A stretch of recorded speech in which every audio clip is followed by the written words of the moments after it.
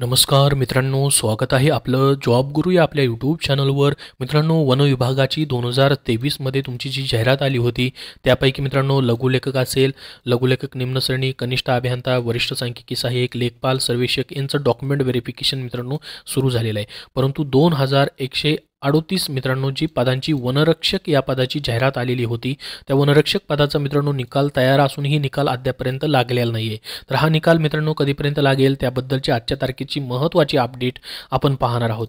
तर त्याच्या अगोदर मित्रांनो पाहूयात की वनरक्षक जे पद आहे त्यासाठी वन विभागाने स्वतः मित्रांनो एक परिपत्रक काढून त्याचा निकाल का लागत नाही त्याबद्दलची माहिती दिली होती. ती माहिती पाहूयात आणि त्यानंतर जी महत्त्वाची आजची न्यूज आहे तीही आपण बघूयात. तर बघा मित्रांनो, या ठिकाणी आपल्याला माहित असेल पेसा क्षेत्रामधील जी पदे स्थानिक अनुसूचित जमातीसाठी अधिसूचित करण्यात आलेली आहे.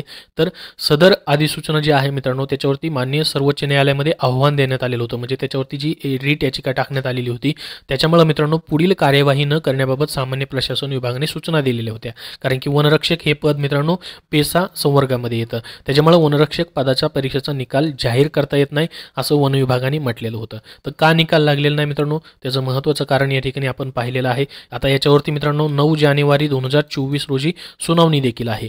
परंतु मित्रांनो आपल्याला माहित असेल आजची जी न्यूज आलेली आहे मित्रांनो तुमच्यासाठी एक चांगली न्यूज आहे, खूप महत्त्वाची आणि आनंदाची बातमी तुमच्यासाठी असेल वनरक्षक पदांबद्दलची.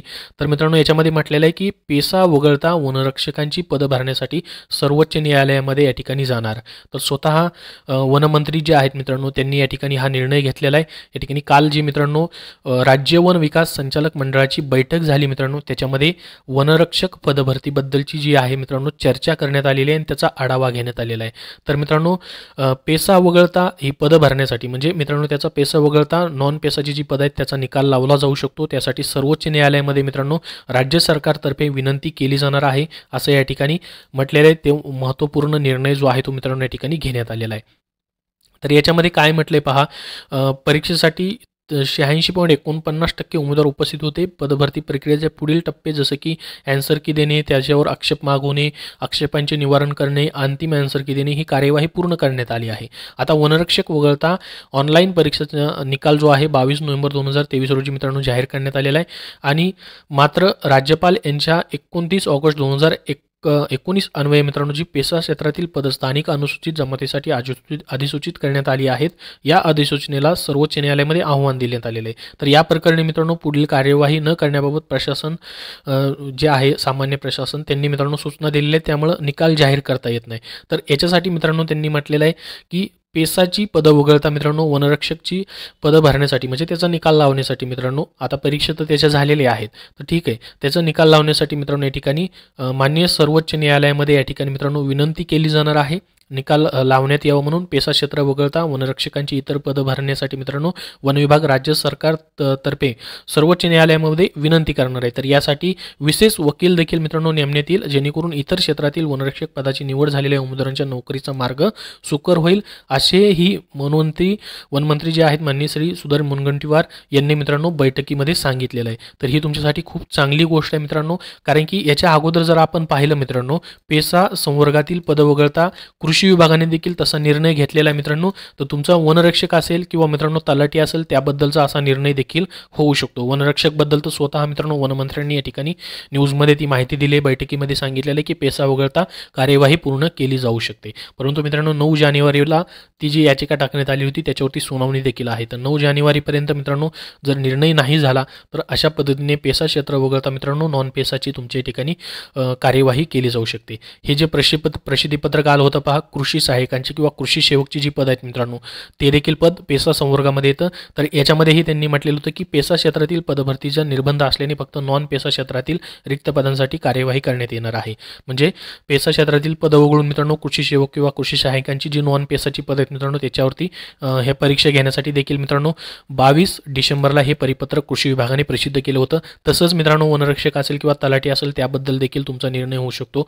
आणि जिल्हा परिषदची देखील ग्रामसेवक असेल मित्रांनो आरोग्यसेवक असेल, आरोग्यसेविका असेल, यांच्या परीक्षाबद्दल असेल किंवा निकाल लावण्याबद्दल असेल, त्याचाही मित्रांनो तसा निर्णय घेतला जाऊ शकतो. तर ही तुमच्यासाठी एक गुड न्यूज होती मित्रांनो वनरक्षक या पदभरतीबद्दलची.